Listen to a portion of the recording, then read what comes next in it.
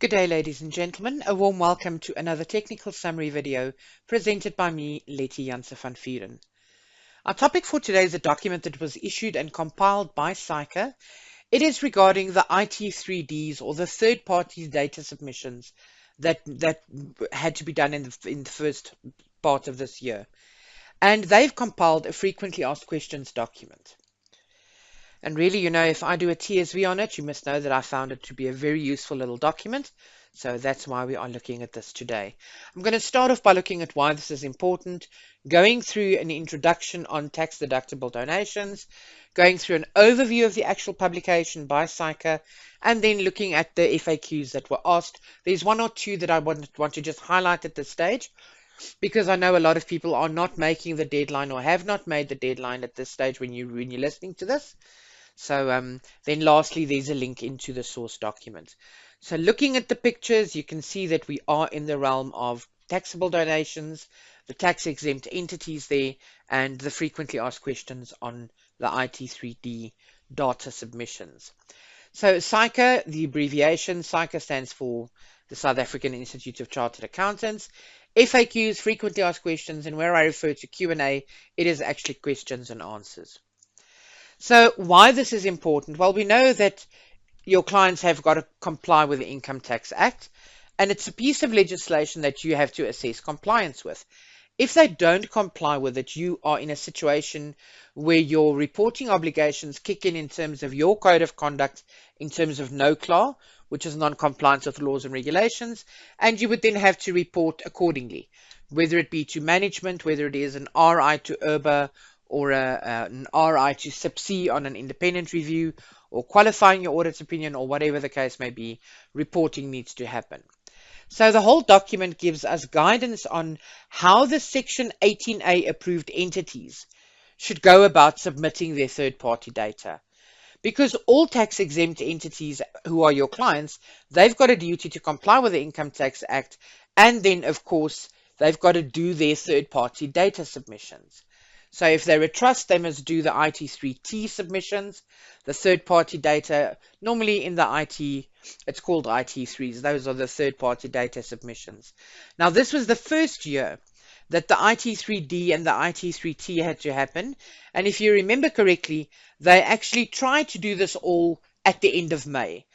And then there was another public notice that was issued to say, no, because the tax-exempt institutions who are trusts, the beneficiaries there have got to wait for their IT3D certificates from the other tax-exempt entities before the trusts can then say, okay, fine, this is what we need to do. So the trust deadline there is only the 30th of September, but the one for the normal IT3Ds was at the end of May 2024. And that's for all the Section 18A tax deductible receipts to donors that were done or received and issued between the 1st of March 2023 and the 29th of Feb 2024. So yes, this needs to happen every year. Okay, from now on it needs to happen. But because it was the first year, there was a little bit of an iffiness, and people were very unsure, and the system wasn't working properly, and there were all sorts of questions as to, okay, so you've said that, like for instance here, if an approved entity didn't issue any Section 18A receipts for the period, they had to submit a null declaration.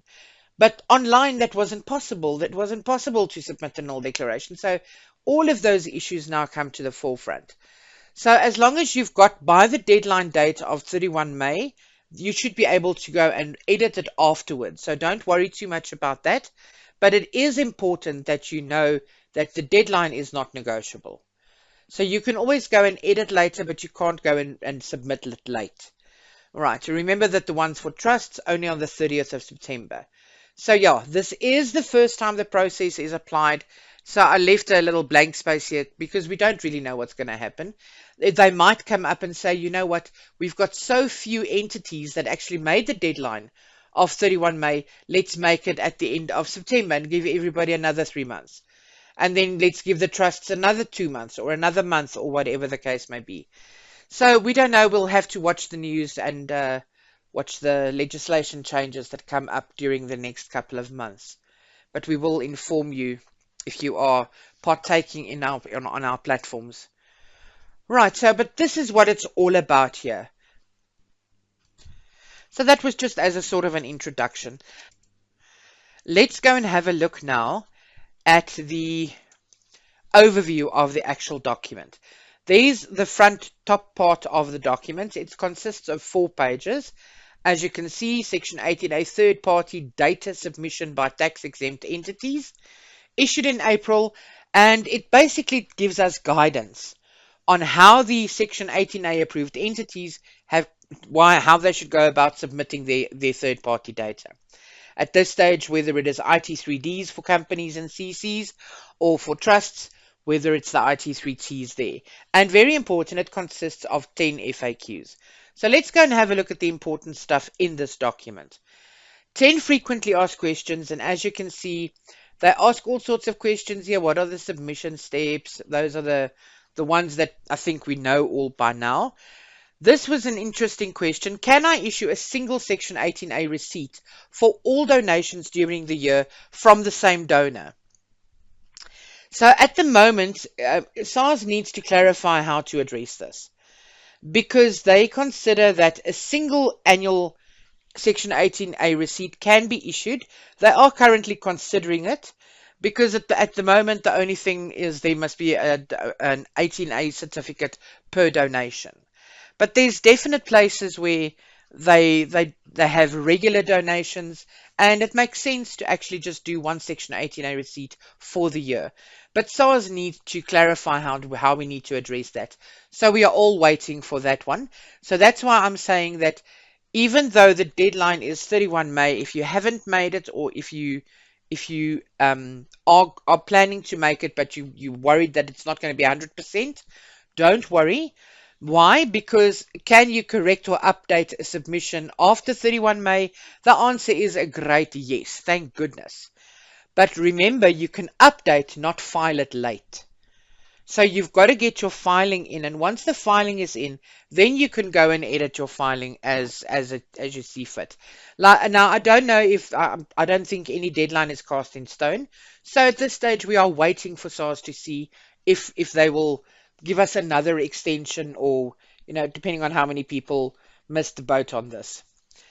Okay, lastly, there is what support is available from SARS. I just thought it interesting here to give you the tax-exempt segment email address here at sars.gov.za, so you can go through that email address there. There is a link to the source document, so you can click on it and download the source document, and you can then go and follow that. Remember that this is only for the companies and the CCs, because the trusts, their deadline for the IT3Ts is only on the 30th of September. There was a separate gazetted notice on that. If you have any more questions, or you feel that you need more detail, remember you can always go and look at our technical alerts that are published on a daily basis. I compiled the technical content of this. SAAA then posts it on their LinkedIn, and they also publish it to the SAAA website on the news section. So whether you follow SAAA on LinkedIn, or whether you want to go to their website on a daily basis, try and stay up to date, because it really does help you to know what's going on around you. Then you can also subscribe and follow us on the SAAA YouTube channel. There is the link to do that, to access the YouTube channel. And on that YouTube channel, you'll find all my other TSVs that I've done, in excess of 160, 10, 15-minute short little summaries on a variety of topics. Really wide. Anything from tax to company secretarial to auditing to accounting to legal, you name it. Money laundering, there's a huge variety in there. All right, things that I really think people want technical summaries on. So they are available to you on the YouTube channel. Please remember to use those. Webinars on demand, you can always refer to the SAAA website. Now, these are for full webinars where they were a live event, then they were recorded, or whether they, like mine, are always pre-recorded, so that I'm available to answer questions and stuff. But that's all included then in the event recording as well. So you can then obtain the webinar on demand. You'll get access to the recording. You'll get the slides. You'll get all the source documents that we refer to in the webinars. So, and you can do that at your own leisure. So there is that bonus there. Then we've got the MCLU subscription on a monthly basis, where you can refer to the SAAA website for the various subscription options there. But the MCLU is the monthly compliance and legislation update, containing one webinar or consisting of one webinar per month, where we get together for 2 hours and we absolutely flood your brains with what's happened in the last month. Short and sweet little topics like this was now a 10-minute topic. We do this in a minute or less on the MCLU webinar. Right, but it really is just to say this is what's new, that's what's new. But it's important for us to remain up to date so that we can also remain relevant when we service our clients. But that then, ladies and gentlemen, in a nutshell, is that or in line with the SAICA document that was issued on third-party data submissions, the frequently asked questions document there. I trust that you will find it useful, and I hope that you enjoyed this TSV with me.